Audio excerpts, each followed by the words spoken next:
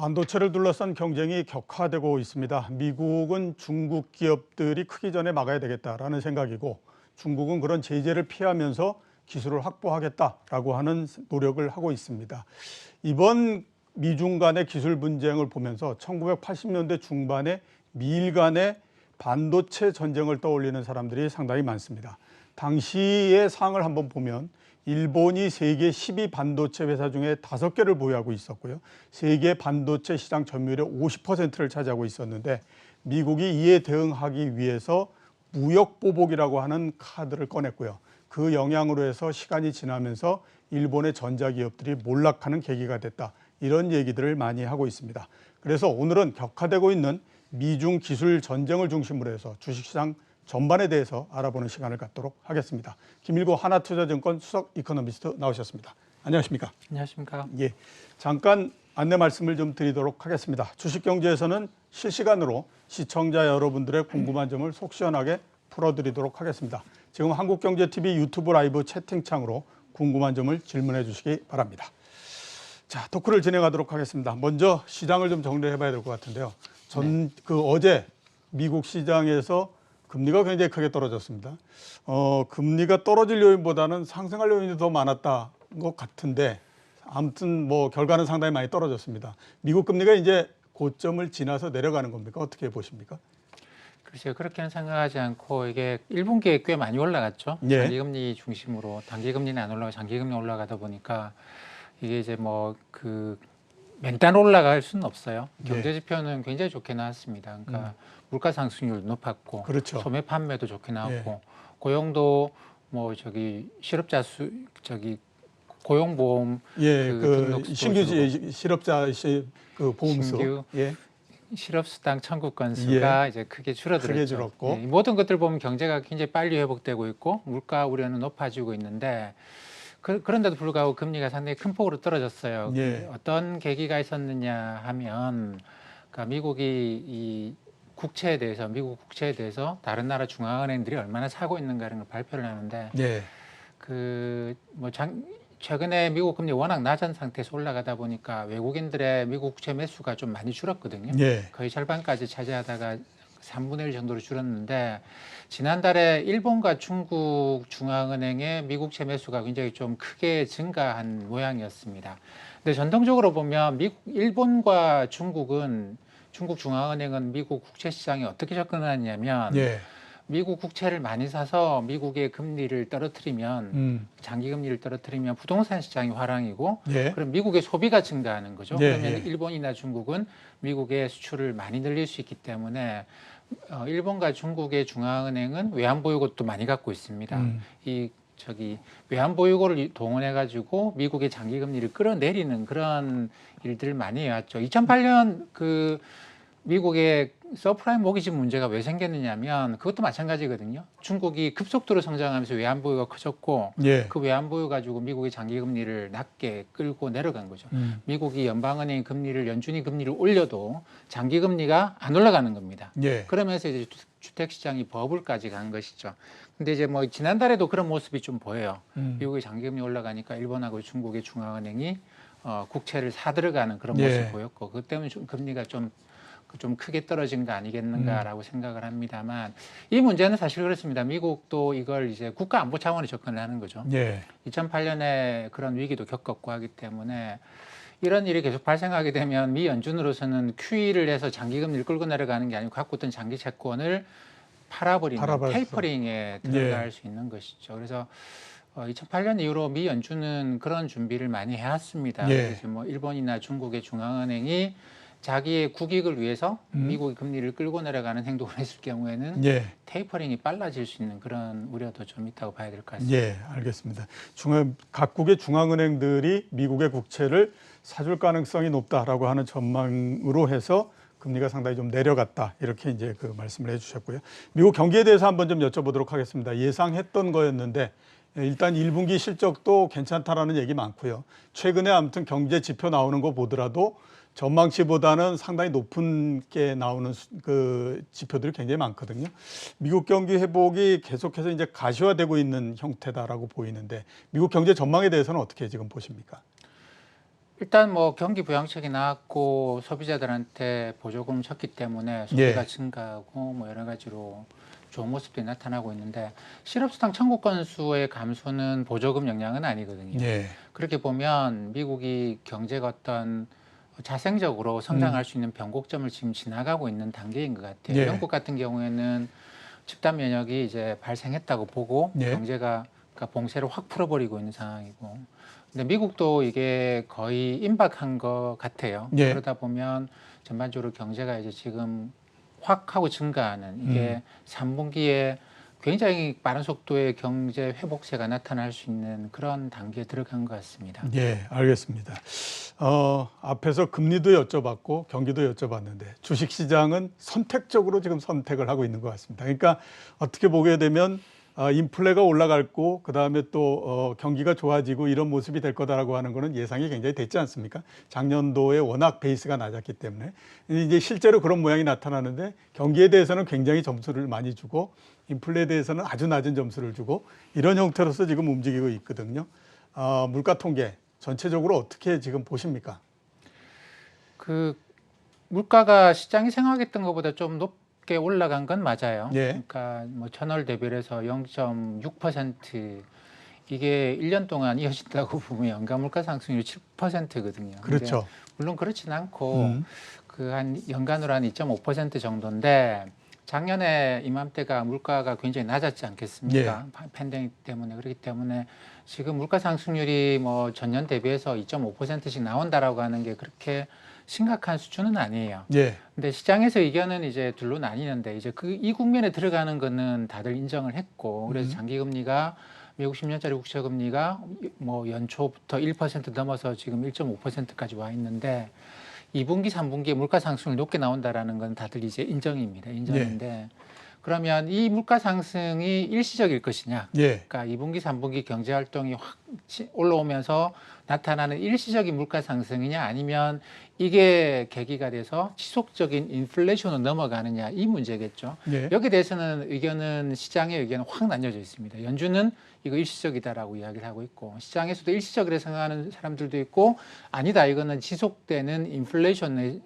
초기 단계일 뿐이다라고 해석하는 사람들도 있고, 이렇게 해석하면, 그러니까 이거 일시적이라 생각하면 장기금리는 많이 올라간 거죠. 그렇죠. 네, 예. 그래서 3분기 지나서 진짜로 이게 일시적이다, 뭐 3%, 4%까지 올라가는 한이 있어도 다시 물가 상승률이 내려온다 그러면 10년짜리 국채금리가 1.2% 정도까지 떨어지지 않겠는가 생각을 해요. 근데 예. 그게 아니고 3분기 지나서 보니까 이게 베이스를 한번 높였고 또 높일 수 있겠구나 생각을 예. 하게 되면, 그러면 10년짜리 미국 국채금리는 2%대로 위로 올라가는 그런 게 되겠죠. 그렇기 때문에 지금은 그 3분기 이후에 물가 상승률이 어떻게 될 것인가, 그걸 놓고 예. 그 시장에서 좀 지켜보고 있는 단계인 것 같아요. 3분기 이후에 물가가 어떻게 되느냐를 지켜보고 있는 단계다. 네. 그러면 조금 시간이 지나면 3분기 이후 내지 4분기 정도 내년도 경제가 어떻게 될지 시장은 그걸 또 지켜볼까요? 어떻게 보십니까? 그렇게 되면 시장은 지금에서 조금 더 소강 상태가 될 수도 있을 것 같은데.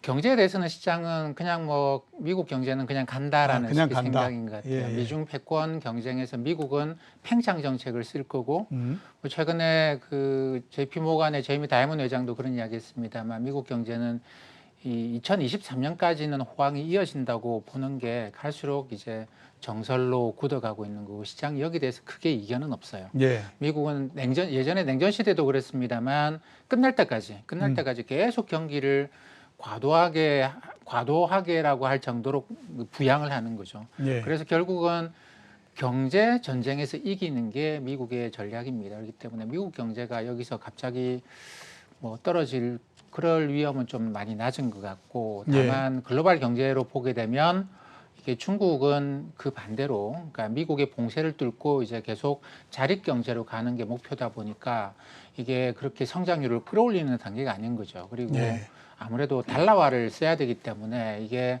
좀 금융에 대해서는 긴축적인 포지션을 유지를 합니다. 그래서 최근에 미국 주가 올라가고 중국 주가가 떨어지고 하는 것도 이게 이제 장기적인 패권 경쟁에서 미국과 중국이 서로 생각을 다르게 하고 있기 때문에 그런 것인데, 그러니까 미국 경제에 대해서 뭐 우려는 없다고 봐요. 우려는 없고, 다만 중국이나 신흥국 경제가 여기서 과연 뭐 특히 이제 중국이야 자립 구도로 갈 수 있다고 보고 나머지 신흥 국가들이 이 팬데믹에서 아무래도 집단 면역 효과를 발생하는 것도 굉장히 좀 늦어질 거고 예. 그다음에 지금 경제가 첨단 산업 중심으로 돌아가잖아요. 그렇죠. 뭐 예. 전기차도 그렇고 뭐 반도체도 그렇고 모든 게 다 첨단 산업 돌아가다 보니까 신흥국이 그렇게 팔 수 있는 게 별로 없습니다.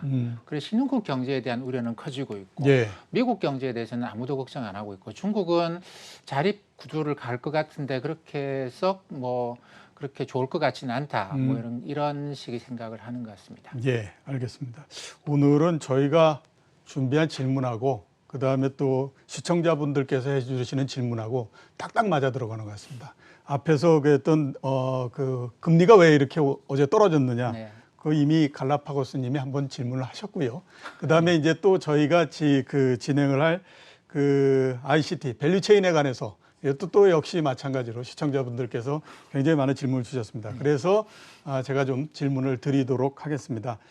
미중의 패권 전쟁이 결국에 보게 되면 ICT 그러니까 이제 그 첨단 산업 여기에 그 공급 체인을 어떻게 확보하느냐 하는 것에 대한 경쟁이 아니냐라고 하는 시각도 있고 아마 상무님도 그렇게 보시는 것 같은데 그 부분을 좀 설명을 해주셨으면 싶습니다. 네, 저기 미국과 중국이 이번에 그 바이든 대통령이 인프라 투자를 하면서도 중국 이야기를 많이 합니다. 그렇죠. 중국은 기다려주지 않는다. 그리고 반도체도 인프라다.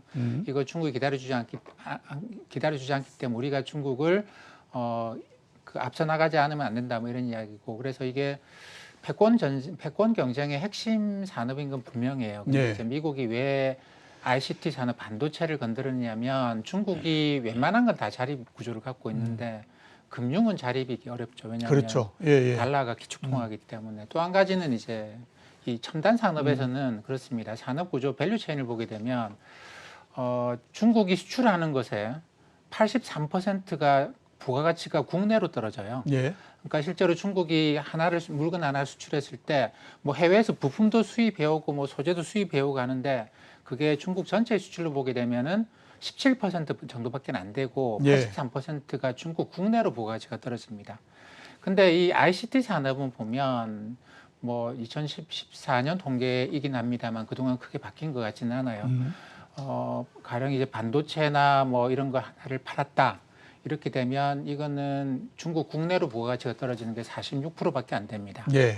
그러니까 한국이나 일본이나 대만 이런 데서 부품도 사봐야 되고 사오는 게 굉장히 많다라는 그렇죠. 것이죠. 예. 그래서 이제 미국 입장에서는 중국을 압박할 수 있는 경제 카드가 사실 나머지 것들은 대부분 다 자립돼 있기 때문에 어렵고 이게 금융하고 그다음에 ICT 산업이다라는 것이죠. 그래서 이게 그러니까 미국 쪽으로 중국이 계속 커져가고 있는 게 중국이 공장을 계속 만들면서 한국, 일본, 대만의 이 소재나 부품을 그 싹쓸이 하고 있는 거라고 생각을 해서 미국이 조립 공장을 만들면 그러고 난 다음에 이제 한국, 대만, 일본한테 미국에 수출하라고 요구를 하고 때로는 그거보다 좀 더 나가면 이 미국에 만드는 반도체 공장을 그러니까 흔히 이제 나노 경쟁이라고 하는 데서 훨씬 더 마이크로한 단위로 들어가 버리면서 여기에 필요한 한국과 일본이나 대만이 부품 생산하는 장비를 미국 밖으로 수출 못하게 해버리는 방법이 있습니다. 그렇게 되면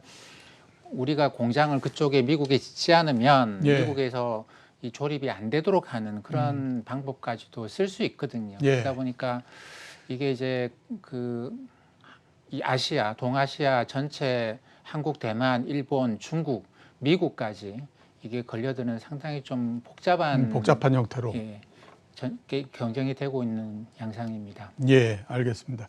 반도체에 대해서 한번 좀 여쭤보겠는데 그 정렬의 화신님이 거의 비슷한 질문을 하셨기 때문에 한번 좀 여쭤보도록 하겠습니다. 이번에 발표된 거 보면 반도체 주권 강화가 굉장히 좀 화제인 것 같습니다.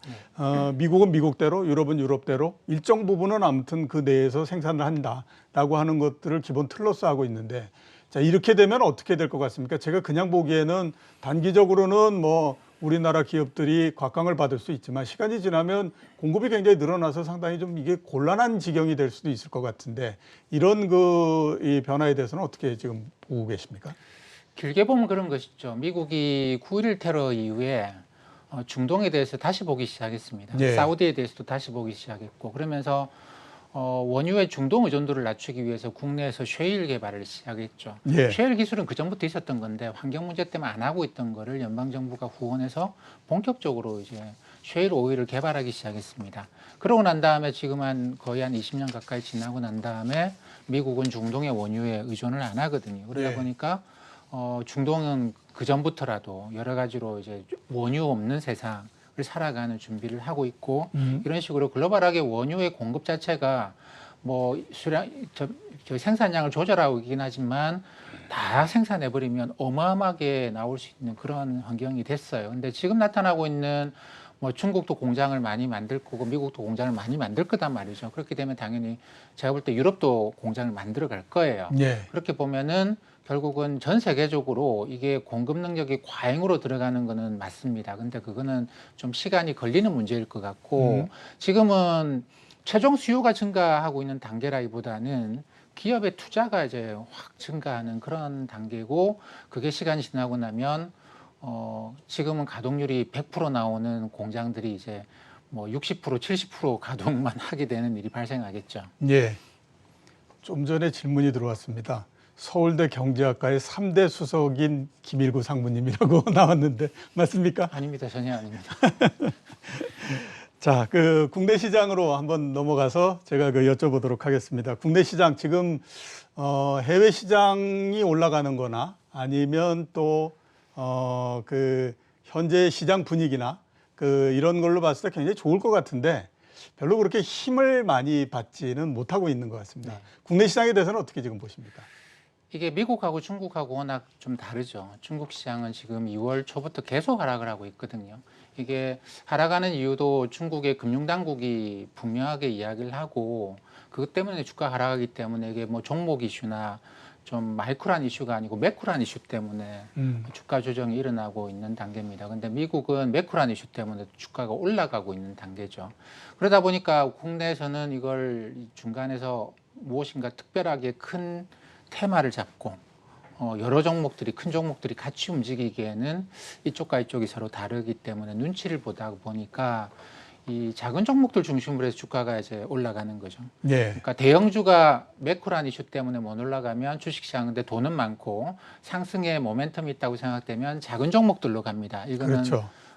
매크로 부담이 없는 것이죠. 그러다 보니까 작은 종목들이 움직이면서 주가 지수가 조금씩 올라가는 예. 그런 단계인 것 같아요. 근데 이걸로 가지고는 뭐 계속 상승한다라고 이야기하기는 어렵고 매크로하게 뭔가 좀 돌파구가 보여야 되는데 이게 첨단 산업 쪽에서 우리가 돌파구를 분명하게 찾고 있지 못합니다. 근데 예. 이제 그래서 미국 쪽은 미국에서 나타나는 움직이면 그게 주가 올라가는 쪽인데 중국은 좀 애매하죠. 애매하고. 예, 애매하기 때문에 중국에서 뭔가 좀 부양책이 나와지면 근데 중국도 어쩔 수가 없어요. 중국도 이 미국의 봉쇄를 뚫고 기술 자립으로 가기 위해서는 중국도 대규모의 투자를 할 수밖에 없거든요. 예.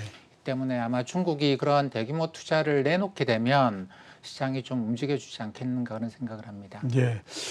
그래서 저도 보면 상당히 좀 지금 시장을 보면 답답하다라는 생각이 드는 게 별다른 주도주가 없는 것 같습니다. 그러니까 어제 오르고 올랐던 종목이 오늘 또 오른다라는 것도 없고 그냥 아주 짧게 오르면서 계속 돌아가 버리는 형태가 되고 그렇죠. 새로 이렇게 시장을 뚫고 갈 만한 종목들이 나오지 않다 보니까 주가가 크게 올라가거나 이러지 못하고 있는 것 같거든요. 그래도 아무튼 좀 관심을 가지고 보시는 앞으로 시장을 주도할 수 있을 만한 종목들, 네. 군들 어떤 거를 지금 보고 계십니까?